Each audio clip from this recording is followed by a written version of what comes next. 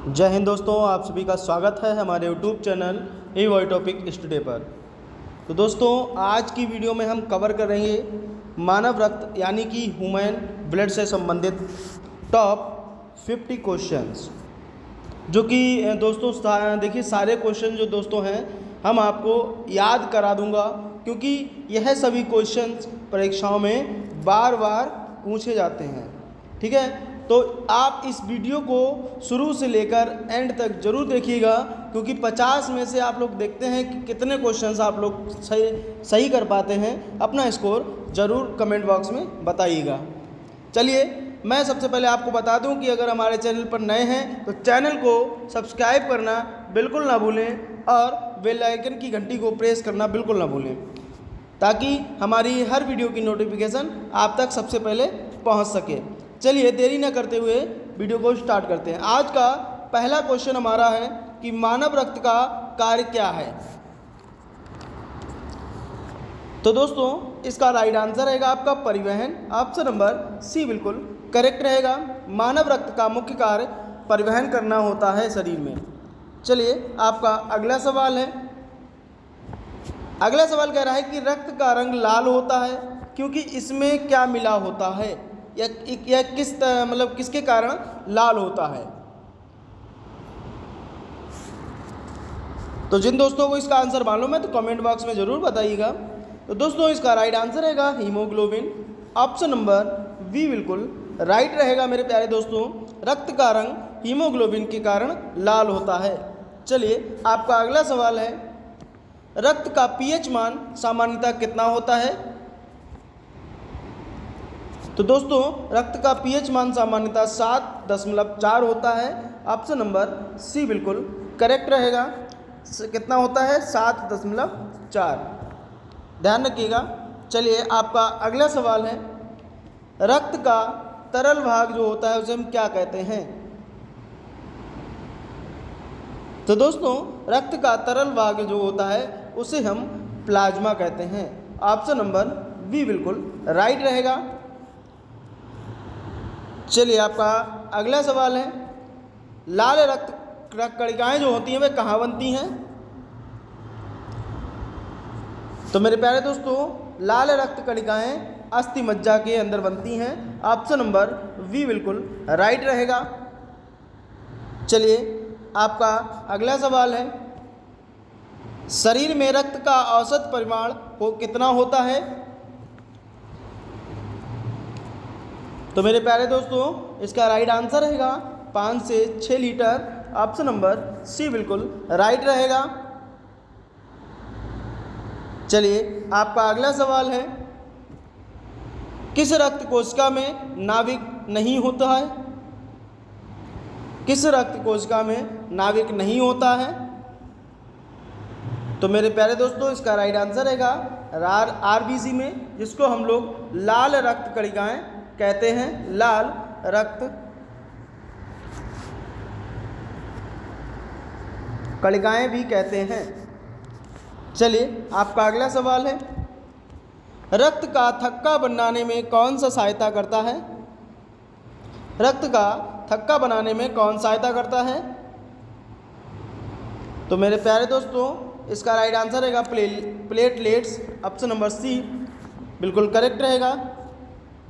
चलिए, आपका अगला सवाल है, प्लाज्मा में जल की मात्रा कितनी होती है।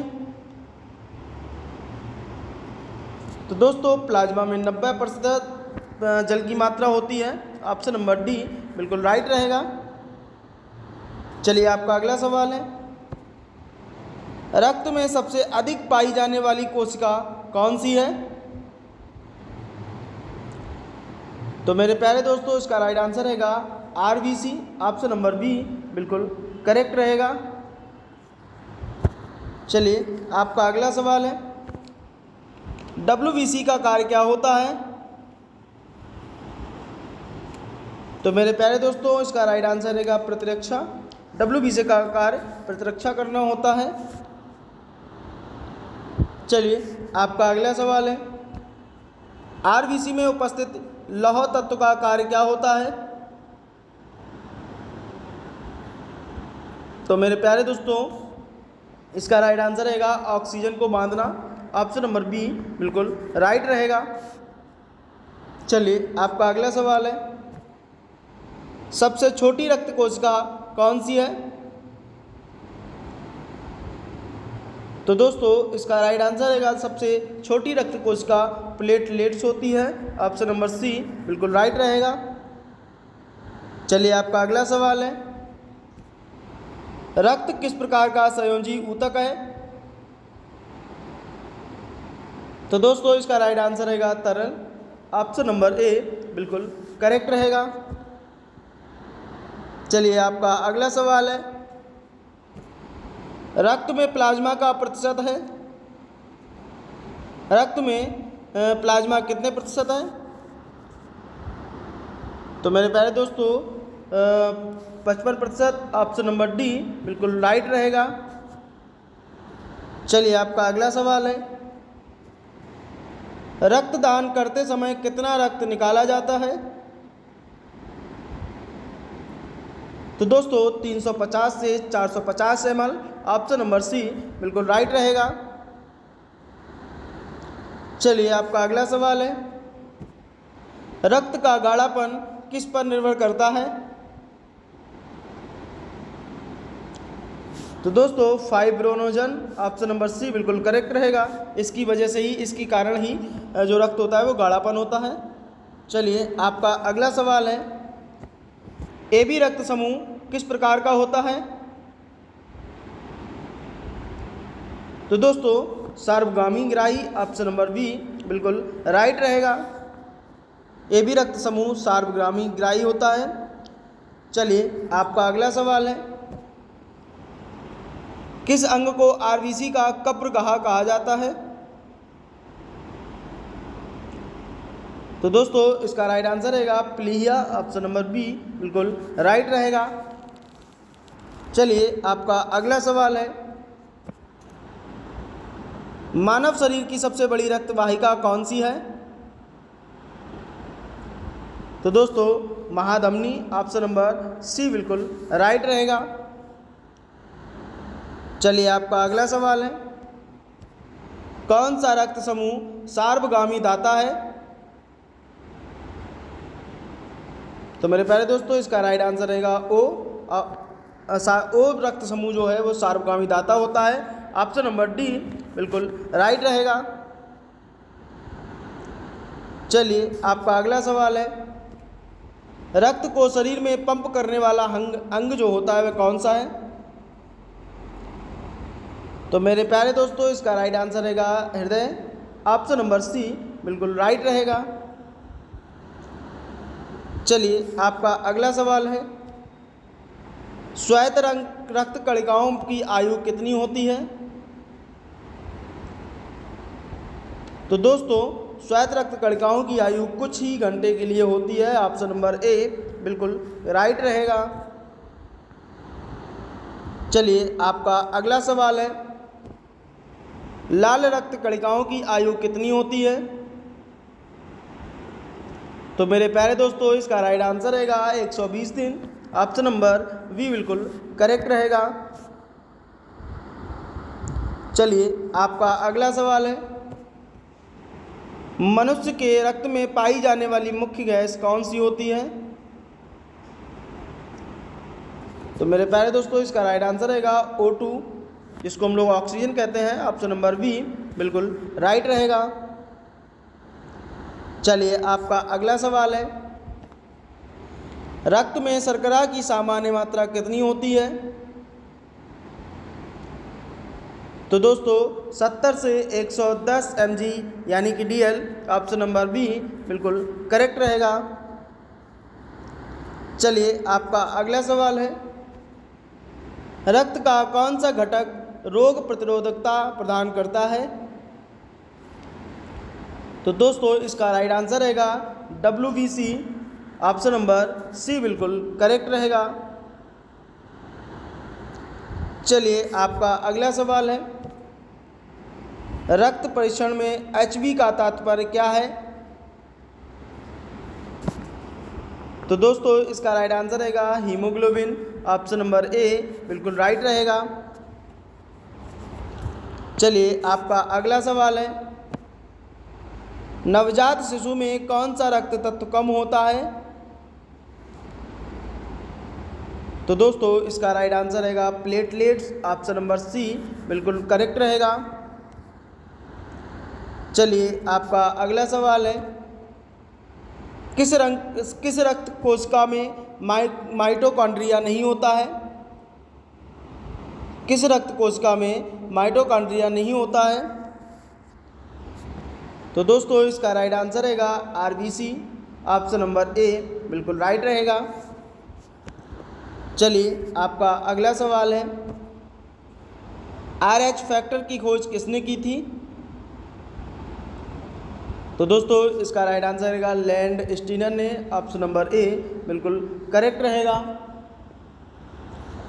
चलिए आपका अगला सवाल है, किस प्रकार की कोशिकाएं एंटीबॉडी बनाती हैं? बी कोशिका वाली, ऑप्शन नंबर बी बिल्कुल करेक्ट रहेगा। बी कोशिका वाली कोशिकाएं जो होती हैं वो एंटीबॉडी बनाती हैं। चलिए आपका अगला सवाल है, थैलीसीमिया किससे संबंधित रोग है? तो दोस्तों रक्त से संबंधित रोग है, ऑप्शन नंबर बी बिल्कुल राइट रहेगा। चलिए आपका अगला सवाल है, ब्लड कैंसर को कहा जाता है? तो दोस्तों इसका राइट आंसर रहेगा ल्यूकेमिया, ऑप्शन नंबर बी बिल्कुल राइट रहेगा। ब्लड कैंसर को हम लोग ल्यूकेमिया के नाम से भी जानते हैं।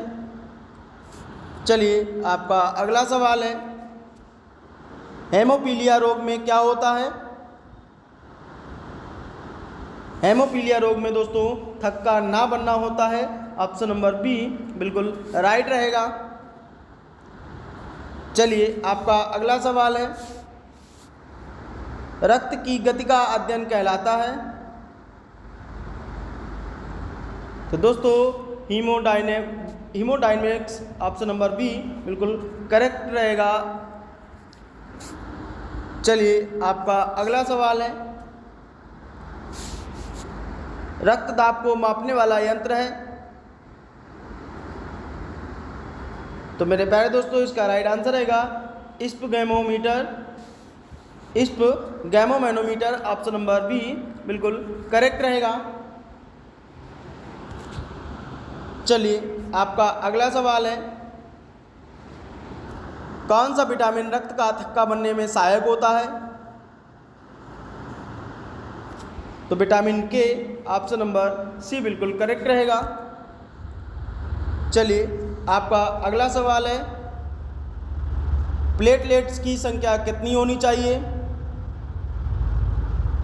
तो मेरे प्यारे दोस्तों 2 से 4 lakh mmQ, option number B बिल्कुल राइट रहेगा। चलिए आपका अगला सवाल है, रक्त की सबसे छोटी वाहिनी कौन सी होती है? तो मेरे प्यारे दोस्तों कोशिकाएं, ऑप्शन नंबर डी बिल्कुल राइट रहेगा। रक्त की सबसे छोटी वाहिनी कोशिकाएं होती हैं। चलिए आपका अगला सवाल है, आरबीसी का जीवन चक्र कितना होता है? मतलब लाल रक्त कणिकाओं का जो है वह जीवन कितना होता है? तो मेरे प्यारे दोस्तों 120 दिन का, ऑप्शन नंबर सी बिल्कुल राइट रहेगा। चलिए आपका अगला सवाल है, डब्ल्यूबीसी का कार्य क्या होता है? तो दोस्तों प्रतिरक्षा का प्रदान करना, ऑप्शन नंबर बी बिल्कुल राइट रहेगा। चलिए आपका अगला सवाल है, रक्त का अध्ययन क्या कहलाता है? तो मेरे प्यारे दोस्तों हेमोलॉजी, ऑप्शन नंबर ए बिल्कुल करेक्ट रहेगा। रक्त का अध्ययन हेमोलॉजी कहलाता है। चलिए आपका अगला सवाल है, रक्त में कौन सा तत्व सबसे अधिक होता है? तो दोस्तों जल, ऑप्शन नंबर सी बिल्कुल करेक्ट रहेगा। चलिए आपका अगला सवाल है, रक्त में ग्लूकोज की मात्रा बढ़ने पर रोग कौन सा होता है? रक्त में ग्लूकोज की मात्रा बढ़ने पर कौन सा रोग होता है? तो मेरे प्यारे दोस्तों, डायबिटीज ऑप्शन नंबर बी बिल्कुल करेक्ट रहेगा। चलिए आपका अगला सवाल है, रक्त की लालिमा का कारण है? तो दोस्तों हेमोग्लोबिन ऑप्शन नंबर डी बिल्कुल राइट रहेगा। चलिए आपका अगला सवाल है, रक्त का कौन सा भाग एंटीबॉडी बनाता है? तो दोस्तों सॉरी दोस्तों, आपका रहेगा answer right D option number D रहेगा बिल्कुल करेक्ट, क्योंकि WBC जो है वह रक्त का भाग है ऐसा जो कि एंटीबॉडी बनाता है। चलिए आपका अगला सवाल है, प्लेटलेट्स का कार्य क्या होता है? तो मेरे प्यारे दोस्तों, आपका राइट आंसर रहेगा थक्का बनाना, ऑप्शन नंबर बी बिल्कुल करेक्ट रहेगा। प्लेटलेट्स का कार्य थक्का बनाना होता है। चलिए आपका अगला सवाल है, AB रक्त समूह में कौन सा एंटीजन पाए जाते हैं? तो दोस्तों A और B दोनों, ऑप्शन नंबर सी बिल्कुल राइट रहेगा। चलिए आपका अगला सवाल है, RH फैक्टर क्या है? तो दोस्तों RH फैक्टर एक प्रोटीन है, ऑप्शन नंबर ए बिल्कुल करेक्ट रहेगा। आई होप दोस्तों आप लोगों को वीडियो अच्छी लगी होगी, और अगर वीडियो अच्छी लगी हो तो वीडियो को लाइक एंड चैनल को सब्सक्राइब करना बिल्कुल ना भूलें, और ज़्यादा से ज़्यादा अपने दोस्तों और भाई बहनों के पास शेयर करें, जिससे कि उन लोगों को भी इन क्वेश्चन का पता चले और वो लोग भी 1 से 2 नंबर पाकर खुश हों।